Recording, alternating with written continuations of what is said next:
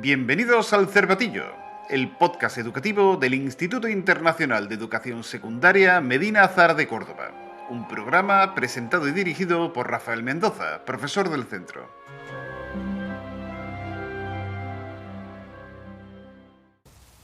En julio de 1936 estallaba la Guerra Civil Española, un conflicto fratricida que marcaría el devenir histórico de nuestro país durante las siguientes décadas. En su transcurso, muchos españoles escogieron bando voluntariamente por afinidades ideológicas o bien se vieron obligados por las circunstancias adoptando lo que se ha venido en llamar una lealtad geográfica. Esto es, que tomaron partido por los nacionales si vivían en un lugar donde triunfó el levantamiento o bien por los republicanos si su municipio o comarca permaneció fiel a las autoridades de Madrid.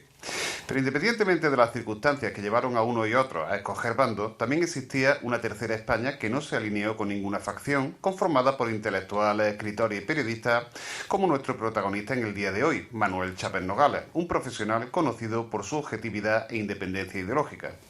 De origen sevillano, comenzó su carrera profesional en periódicos de su ciudad natal, como El Liberal o La Voz de Córdoba, a la par que colaboraba con artículos para otros diarios de tirada nacional, como El Sol.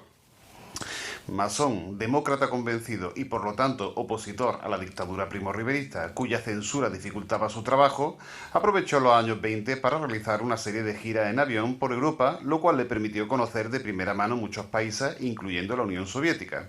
Estas valiosas experiencias vitales se verían reflejadas en un conjunto de crónicas para el Heraldo de Madrid, donde ejercía como jefe de redacción, junto a varios relatos de viajes y novelas. A comienzos de la década de los años 30, Chávez Nogales era ya un periodista consagrado a nivel nacional que trabajaba para el diario Ahora o la revista Estampa. Si bien, como estaba muy bien relacionado, entrevistó a los más importantes políticos de la Segunda República, como Azaña, Niceto Alcalá Zamora o Lerroux. Pero también cubrió todos los eventos importantes de tan azaroso periodo.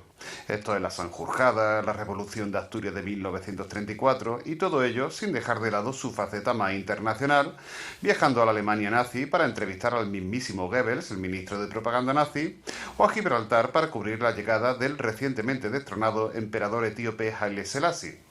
El estallido de la Guerra Civil lo sorprendería en Londres, pero volvió a Madrid para apoyar desde la moderación la causa republicana. Sin embargo, posteriormente, acaso asqueado por el fanatismo y los horrores de la guerra, el camarada director marchó a Barcelona para posteriormente exiliarse en París, donde fueron apareciendo en 1937 los primeros relatos que conforman el libro del que hablaremos hoy, que no es otro sino A Sangre y Fuego, Héroes, Bestias y Mártires de España, 9 novelas cortas de la Guerra Civil y la Revolución en España. Para conversar sobre el mismo, tenemos el placer de contar hoy en los micrófonos del Cervatillo con don Luis Navarro Capdevila, profesor de Lengua y Literatura del Centro, ávido lector y buen conocedor de la obra de Chávez Nogales. Buenas tardes, compañero. Hola, buenas tardes.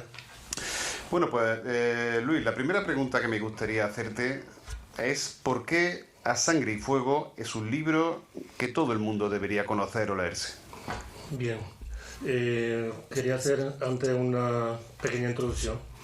Y es que Chávez Nogales yo lo descubrí hace 30 años que me destinaron a Aral y estaba allí puesto su libro Juan Belmonte, Matador de Toros. No le di importancia, un compañero mío era un forofo de él, pero a la postre, años después, pues me vuelvo a acusar con Chávez Nogales y el libro A Sangre y Fuego. Me dejó impresionado, sobre todo porque una persona que huye del fanatismo, a través de las novelas cortas, intenta reflejar la crueldad de la guerra. Da igual, una vez que estalle la guerra, no hay ideología, hay fanatismo. Y eso es lo que me impresionó de este libro, y de Chávez Nogales, claro, como su imparcialidad, cómo huye de la estupidez humana y sobre todo de la crueldad.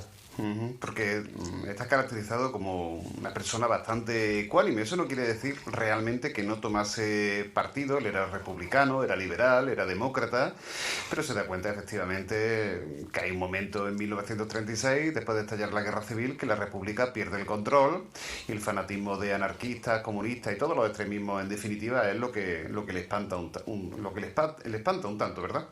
Claro, es más, A Sangre y Fuego yo veo en muchos personajes su ideología, Por ejemplo, el personaje, un cuento que se llama Vigornia, en el cual nos presenta a un hombre robusto, de izquierda, pero que lucha contra esa ideología de la crueldad, de ese fanatismo, de esa matar por matar, que además lo refleja en cómo algunos, llámese comunistas de ideología, sin embargo, este que es un herrero de profesión, ve que tiene unas manos que no han trabajado nunca, que atildadas, suaves, de no haber nunca trabajado.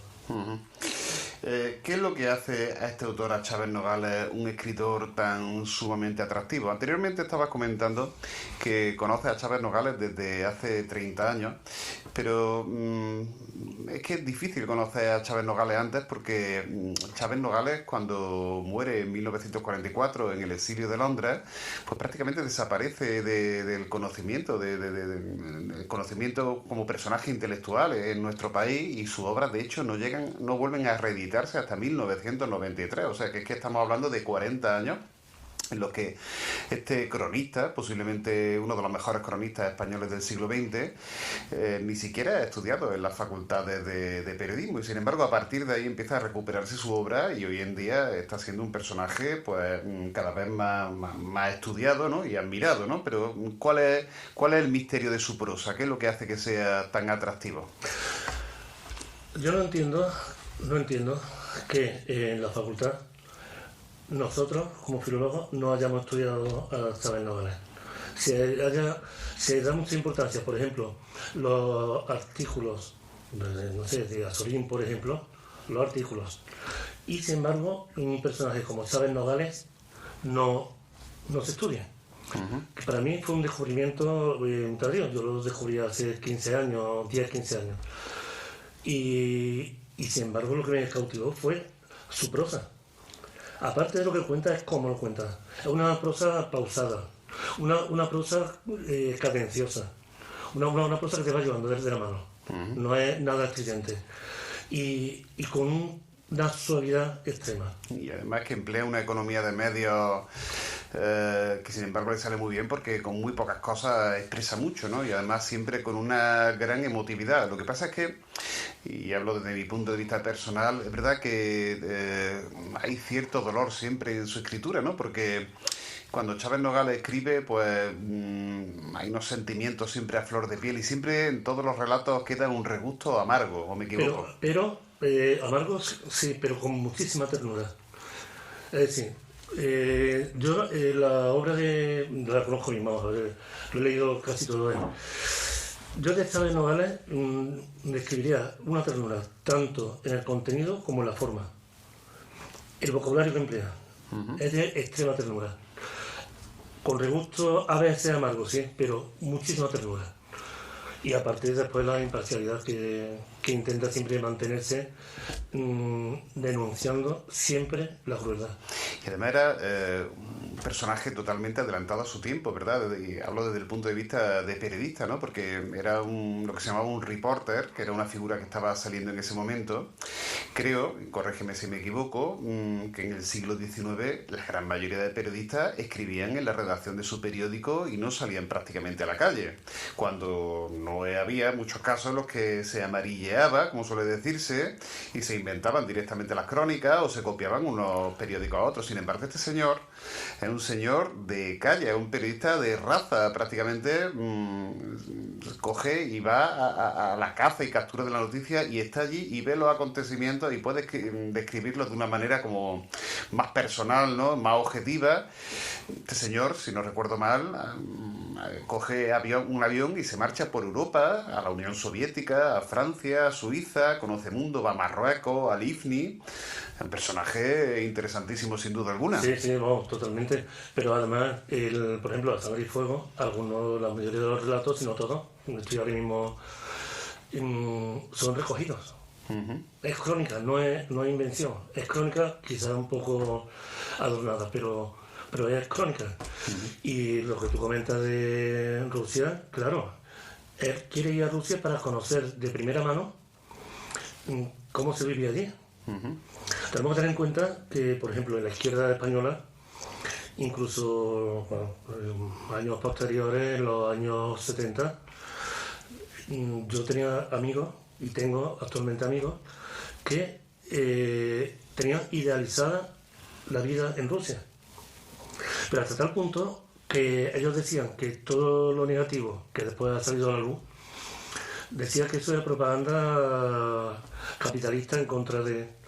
Pero sin embargo, Chávez Nogales se planta en Rusia para ver qué pasa allí. De lo cual sacará consecuencias positivas y negativas, porque como hemos dicho, es un personaje muy ecuánime. Y de la misma manera que critica la nueva aristocracia comunista que se ha creado en el país, también habla a favor del régimen, diciendo que el régimen comunista ha llevado escuelas a los puntos más lejanos de la geografía de ese enorme país que era la Unión Soviética, hasta los lugares más recónditos. Entonces, un personaje bastante ecuánime. Bueno, hablando del libro concretamente de A Sangre y Fuego, ¿cuál sería de los nueve episodios de las nueve novelas cortas, que son en las que se divide, más otras dos que posteriormente la biógrafa de Manuel Chávez Nogales encontró, la biógrafa es María Isabel Cinta, si no recuerdo mal, sobre los episodios que se producen en el País Vasco con el bombardeo de Guernica u otro titulado del Hospital de Sangre? De los 9 principales, o de los otros si lo has leído también, ¿cuál es tu preferido y por qué? De todos ellos, a mí me impresionó más el que se titula A lo lejos, una lucecita. ¿De qué va ese...? Pues, bueno, como sabrán los escuchantes, ¿no?, que había un apoyo a los rebeldes dentro de Madrid, cuando Madrid estaba defendida por la República. Los quinta columnistas, Los quinta columnistas, exactamente. La quinta columna, le llamaban la quinta porque había 4 columnas militares cercano a Madrid y a esta se le consideraba la quinta.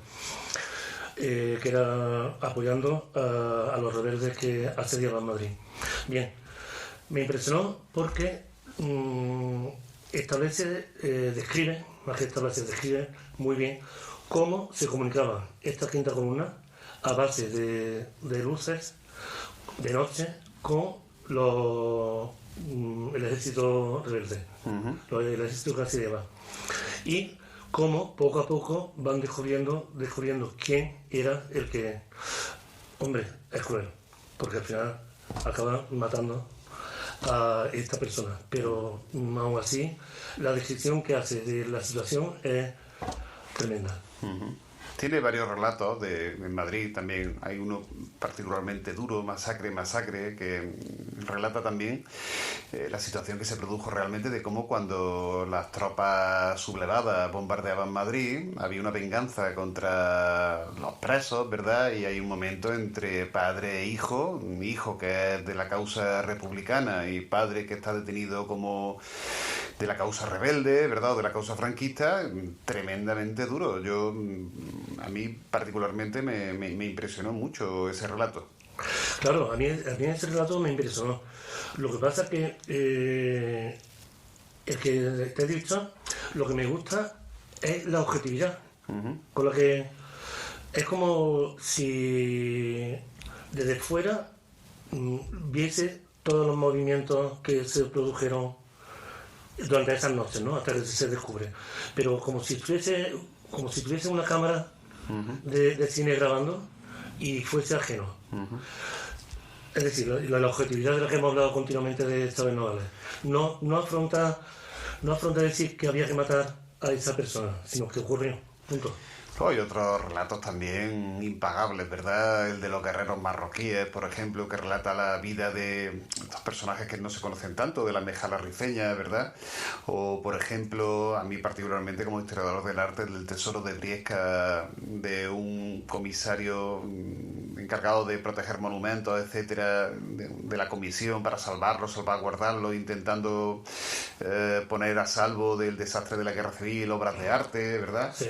O el de Bigornia que comentaba anteriormente, que es un muy interesante, sobre todo desde el punto de vista militar, porque este señor que es herrero y es un idealista, intenta poner en marcha los tanques o los tanques improvisados, ¿verdad?, durante el año 1936 para luchar en el frente. Luego hay otro que es una preciosidad y a nosotros como andaluces nos toca un poco más, que es la gesta de los caballistas. La gesta de los caballistas, en el que hay un grupo de caballistas precisamente, guiados por el marqués, un terrateniente y unos cuantos señoritos andaluces que van pues intentando terminar con los focos de sublevación campesina que hay en la zona entre Sevilla y Huelva, ¿no? Entonces es una cosa muy... Y como antiguos amigos, un maestro republicano y uno de los hijos del marqués, pues se ven envueltos en esta situación y, en fin, es una historia también tremendamente emotiva. Además, hay que tener en cuenta que Chávez Nogales conocía la situación de primera mano. Totalmente. Es decir, la situación del campo andaluz y de la campiña sevillana, que no hay que olvidar que aquí es donde nacerán posteriormente algunos grupos terroristas como Grapo. Es decir, como una lucha de... Bueno, ya si hablamos de que yo conozco directamente de Arán, donde las venganzas se produjeron hasta hace poco, debido precisamente a las masacres que hubo y Chávez Nogales lo conocía. Efectivamente. Una última pregunta que me gustaría hacerte sería, en calidad de profesor de literatura, ¿cuál es la recepción actual que tiene Chávez Nogales? O más bien, ¿se intentó olvidar la figura de Chávez Nogales por algún motivo? ¿Tiene sitio Chávez Nogales en una España siempre tan polarizada, no solamente hace 80 años, sino también hoy en día, con unos españoles destinados a darse de garrotazos como en las pinturas de Goya, ¿verdad? ¿Qué sitio tiene Chávez Nogales hoy en día? ¿Qué recepción tiene? Pues desde mi punto de vista, insisto que yo lo he conocido tarde. Y cuando lo descubrí fue... Y empezamos a pasarnos los libros unos amigos a otros y comentándolo. ¿Cómo es que nos conocíamos antes de esta obra? ¿Cómo es que nos conocíamos antes de este autor? Desde el punto de vista literario, para mí tiene dos valores. Primero, aunque parezca que es un género periodístico, es literatura en estado puro. Es como los escritores que actualmente tienen una columna semanal en un periódico. Porque esa columna no es tanto crónica, no es tanto periodismo, sino que es pura y simplemente literatura. Breve, pero literatura. Entonces, no sé cómo no se ha reivindicado antes a este hombre. Y desde el punto de vista ideológico, habría mucho que aprender de él. Sobre todo de la imparcialidad, de la equidistancia en la ideología extremista. ¿Qué piensas de lo siguiente que te voy a decir? Decía, tratando al autor, recientemente un académico, ¿no?, de la Real Academia de la Lengua, como Arturo Pérez Reverte. Vale. Decía que todos los profesores de historia de un instituto, por ejemplo, para tratar la cuestión de la guerra civil, deberían hacerlo tratando la figura de Chávez Nogales. Sí, totalmente. Porque además hay obras que se pueden entremezclar con esta, A Sangre y Fuego, que tratan también de la misma época, de la misma contenido, por ejemplo, la defensa de Madrid. No se podría comprender plenamente la guerra civil sin la figura de Chávez Nogales. Igual que, no sé, otros escritores como Arturo Barea, con La Forja de un Rebelde, y teniendo en cuenta que tuvieron que salir de España, ¿no? Y de hecho, Chávez Nogales salió muy pronto de España. Sí, bueno, Chávez Nogales, si no recuerdo mal, cuando el gobierno republicano abandona Madrid, parte para Barcelona, de ahí pasará a París, y en cuanto en mayo de 1940 los nazis conquistan Francia, la Gestapo automáticamente va a buscarlo a la casa, y él pues tiene la precaución de irse a Burdeos, y en Burdeos coger un barco para irse a Gran Bretaña, donde se exiliará y donde morirá para 1944, trabajando junto con otros españoles, por cierto, exiliados, como un Salvador de Madariaga, etcétera, en la BBC y escribiendo y siguiendo con sus crónicas, ¿no? Sorprendentemente, y esto es una de las anécdotas es que Chávez Nogales va a morir en mayo de 1940, si no recuerdo mal, y 2 semanas después, sin que el gobierno franquista hubiese sabido nada de que había muerto, lo condenó por el tema de rebeldía y tal, a no ejercer ningún cargo público, etcétera, pero no sabían ni siquiera que había muerto, porque de hecho nadie contó que este señor Chávez Nogales había muerto, y está de hecho enterrado en un cementerio con una lápida sin nombre. Hasta tal punto llega el injusto olvido que ha sufrido este gran cronista. Claro, Chávez Nogales sale de España en noviembre del 36, es decir, unos meses después de estallar la guerra civil, pero que huye porque no puede con esa crueldad, y efectivamente, como ha dicho, va a Francia. Pero no hay que olvidar que cuando los nazis ocupan Francia, Franco emite, a través de su cuñado, emite unos bandos de persecución de cualquier persona que hubiese huido a Francia, para meterlo en campos de concentración. Por supuesto, esto aquí ni se olvida ni se perdona, Ni no hay se olvida, reconciliación ninguna. Exactamente. Y por eso Chávez Nogales se ve. No hay que olvidar que hay cierto paralelismo entre Chávez Nogales y otro escritor español, de los más importantes, con una trayectoria muy parecida, que es Arturo Varela, que también acaba en Londres. Sí. Y escribiendo crónicas y buscándose la vida como traductor y como cronista. Y que aprovecho ya para pedirte que en un futuro, por cierto, lo tratemos en otro tema, porque es un gran escritor, sin duda, La forja de un rebelde, ¿verdad? Un libro conocidísimo, también llevado a la pequeña pantalla en los años 80 en televisión española, y un personaje muy interesante sobre el cual podríamos hacer un programa en un futuro. Pues muy bien, queridos amigos, oyentes del Cervatillo, espero que les haya gustado este programa. Muchas gracias, Luis, por estar aquí hoy con nosotros, para contarnos, siempre con tu mirada experta, la vida y milagros de este gran cronista de su tiempo, que fue Chávez Nogales.